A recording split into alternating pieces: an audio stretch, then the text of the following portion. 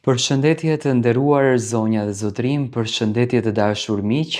Fillimisht njëherë dua t'ju falenderoj për gjithë këtë ndjekje të madhe që kemi nëpër të gjitha platformat tona digjitale, përfshirë këtu nga YouTube, Instagrami, TikToku, Facebooku. Ju falenderoj shumë.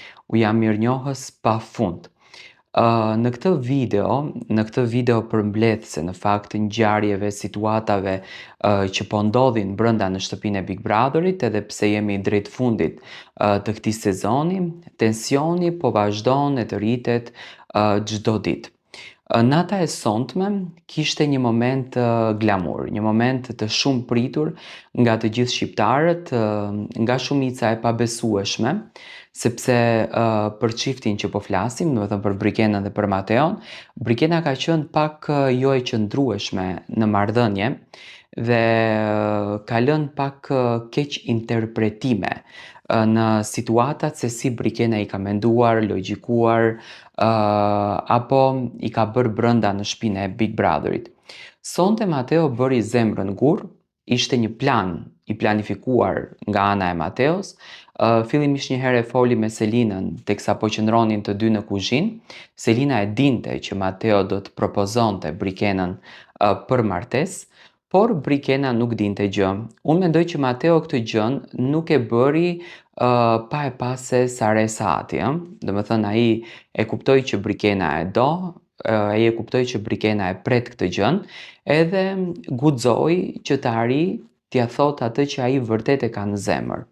Tani për shumicën mund të jetë e pabesueshme. Ato të cilët kanë qenë ndjekës të mi, të rregullt, unë e kam thënë që në fillim që Brikena dhe Mateo do të lidhen brenda në shtëpinë e Big Brotherit. E dija që Brikena nuk dëshiron në fakt ta jep emocionin e puthjes brenda kësaj shtëpie, sepse nuk dëshironte që loja e saj të karakterizohet si një ndjesi që ajo e bën, domethënë nëpërmjet puthjes, si një lojë që Brikena e bën nëpërmjet puthjes, por unë e ndjeja që në fillim se domethënë do të jetë një dashuri. Do të thoni pse? Sepse Mateo ka qenë jashtëzakonisht i fokusuar te Brikena. Sa ka bërë lojë, po aq ka qenë edhe i fokusuar te Brikena. Mendoj që është lodhur për të arritur që të bindën Brikenën që Mateo e do vërtet. Puthja ishte shumë e ndjerë, propozimi ishte shumë modest dhe shumë i bukur, një propozim fantastik që në fakt nuk u respektua fare nga banorët e tjerë dhe në shenjë respekti as nuk u ngritën për ta duar trokitur këtë propozim.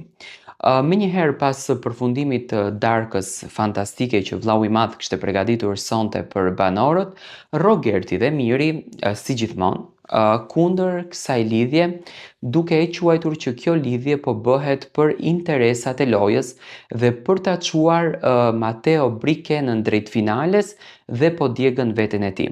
Tani Rogerti mendon që Mateo e ka bërë këtë puthjen dhe Brikena e ka pranuar këtë propozimin për të çuar njëri tjetrin drejt finales, domethënë Brikena Mateon, Mateo Brikenën.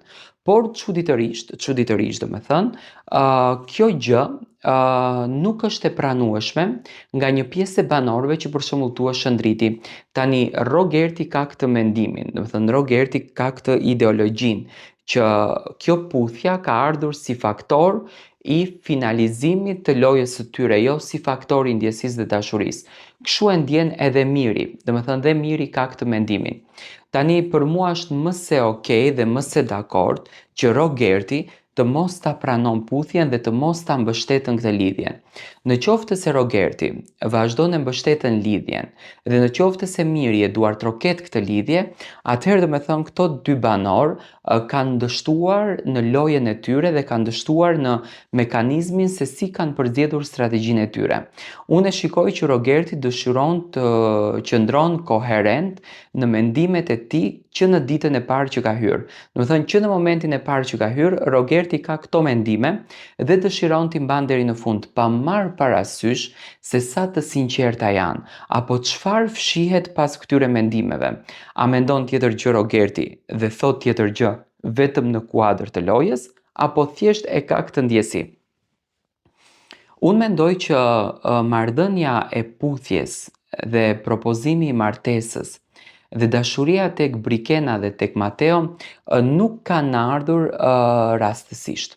Unë mendoj që ato të dy e ndjen momentin që duhet ta sjellin emocionin e tyre, e ndjen momentin që duhet ta sjellin dashurinë e tyre, e ndjen momentin që duhet t'i thonë po njëri tjetrit dhe duhet ta finalizojnë këtë ndjesi, sepse një lloj borxhi kundërdrejt publikut, i cili i ka ndjekur, i ka duar trokitur, i ka dashur, me patjetër që duhesh të shlyer. Dhe mbi të gjitha, unë mendoj që Mateo dëshiron që brenda në këtë shtëpi të ketë edhe kujtimin më të bukur të jetës të tij që nuk kupton duhet të bëhet dasma. Për mendimin tim, Mateo i bën gjërat sipas emocionit të tij. Unë besoj në dashurinë që Mateo ka, besoj dhe në dashurinë që e ka Brikena, edhe pse është e luhatshme, Brikena përsëri e ndjen dhe e do Mateon.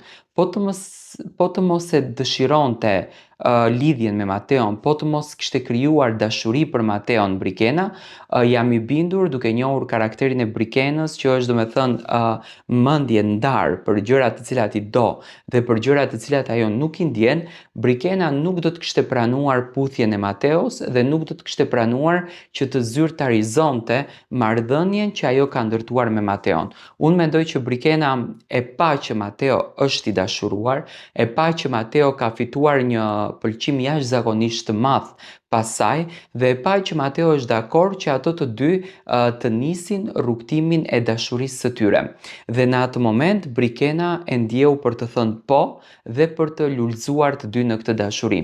Ndërsa tek pjesa e Rogertit edhe tek pjesa e Mirit, unë mendoj që Rogerti dhe Miri u trëmbën pak nga kjo puthje, sepse duke e ditur që jashtë dashurit janë mbështetur gjithmonë, dashurit janë vlerësuar gjithmonë, dashurit kanë qenë shumë të fuqishme në këtë format, unë mendoj që Rogerti po trëmbet që ndoshta kjo ndjesi, ky emocion, kjo dashuri do ta fuqizon Mateon dhe Brikenën dhe do t'i drejton drejt finales së madhe.